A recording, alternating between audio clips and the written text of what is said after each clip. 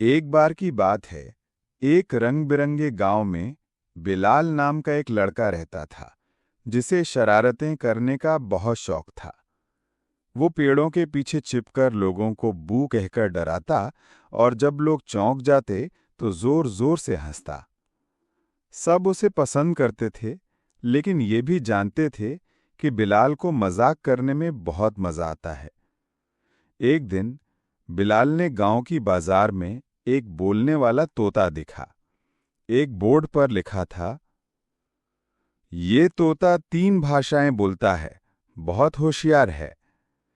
बिलाल बहुत खुश हुआ और उसने अपनी सारी जमा पूंजी खर्च करके तोते को खरीद लिया।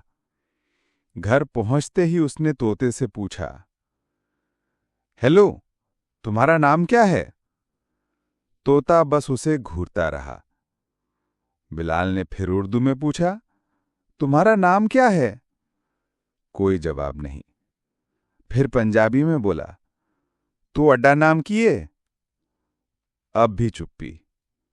बिलाल झुंझलाकर बोला, धोखेबाज तोते, तू तो बोलता ही नहीं। तभी तोता इधर उधर देख के बोला, मैं चुप हो गया था क्योंकि तुम बहुत तंग करते हो।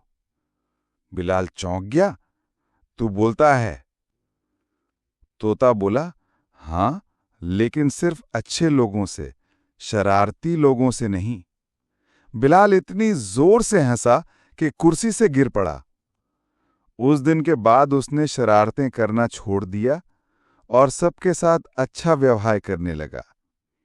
तो कहानी से क्या सीख मिलती है? सबसे होशियार जीव भी सिर्फ उन्हीं से बात करते हैं जो दूसरों से अच्छे से पेश आते हैं।